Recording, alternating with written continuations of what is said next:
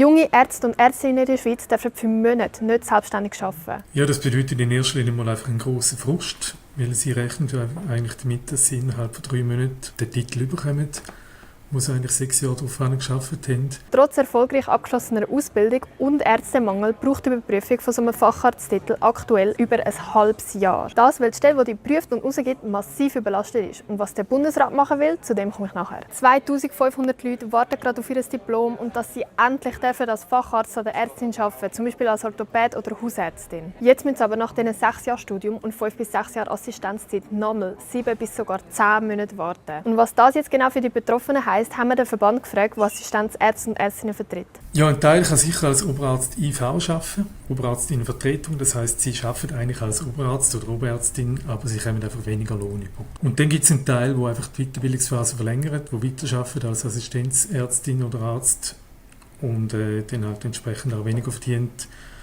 Und das ist in dem Sinne auch ein bisschen problematisch, weil halt so dann Stellen besetzt werden, die eigentlich für jüngere, Nachrückende denkt wäre. Das Institut für ärztliche Weiter- und Fortbildung, also die SIWF, ist überlastet und warnt auf ihrer Webseite, dass die aktuelle Bearbeitungszeit für Facharzttitel mindestens 7 Monate gehen kann. Und das wegen vielen Gesuchen, Fachkräftemangel, komplexen Dossiers und internen Umstrukturierungen. Momentan kommen mehr neue Anträge rein, als dass sie abschliessen. Und zu allem anderen müssen die Ärzte und Ärztinnen für so eine Überprüfung trotz der langen Wartezeiten 4000 Franken zahlen. Der Nationalrat Cyril Ellen hat einen Vorstoss eingereicht und vom Bundesrat gefordert, etwas zu machen.